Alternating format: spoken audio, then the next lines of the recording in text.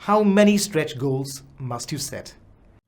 Taking a leaf out of President John F. Kennedy's book, we at Actuate Microlearning would advise that it's ideal to set one stretch goal. Yes, that's right, just one. However, it all depends on how you choose to look at that goal. Let us explain this with a salesperson's example. Now, let's say the salesperson was successful in making 10 sales per month in the previous year.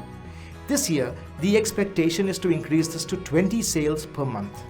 However, you as that salesperson's manager feels that this number can be stretched to 30 sales per month. So how can the salesperson achieve this goal? In this particular case, the number of sales deals closed can be increased in two ways. One, by improving a skill that the salesperson lacks, such as probing or negotiation skills or communication skills perhaps. Setting a stretch goal that can be achieved by skill improvement can be termed as a skill-based stretch goal. The second way that the salesperson can meet stretch goals is by increasing the effort put into building, say, a solid customer base and maybe a better prospect pipeline, which depends on the salesperson's willingness to make more calls, meet more prospects, and follow up with prospects more regularly.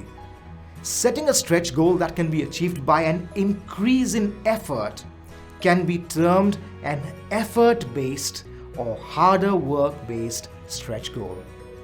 The third way a stretch goal can be achieved is by improving systems of work.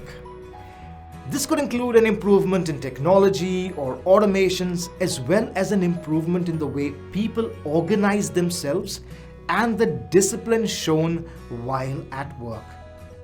But do these three types of stretch goals need to be mutually exclusive?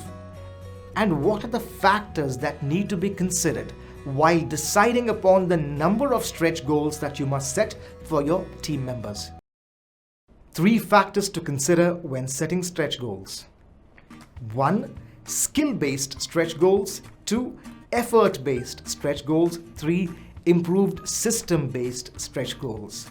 In this lesson, we explore if the different types of stretch goals are mutually exclusive and the three factors to consider when setting stretch goals. Let's start with the first of these questions, which is, are the three types of stretch goals mutually exclusive? Now, there is no need to think of three types of stretch goals as being mutually exclusive. You can set goals that require both new development, increased effort, and improved systems. In the case of the salesperson whose case we've been considering, let's say his manager wants to set two stretch goals. Goal 1. Reduce lead response time from 3 hours currently to 30 minutes, which is an effort-based stretch goal. Goal 2.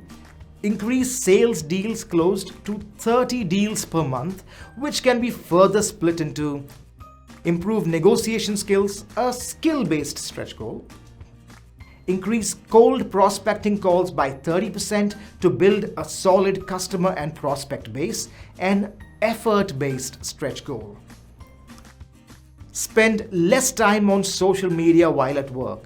Now, if you observe carefully, you will notice that the effort-based stretch goals will interfere with each other.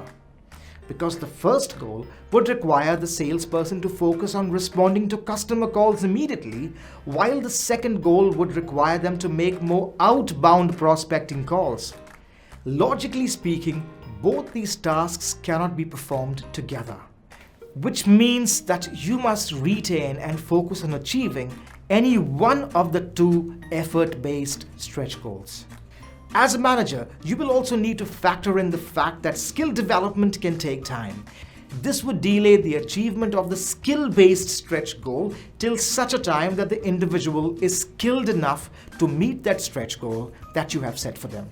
Coming back to system-based stretch goals, things like technology upgrades which can lead to efficiency improvement, which in turn can help attain stretch goals, can also take time to implement.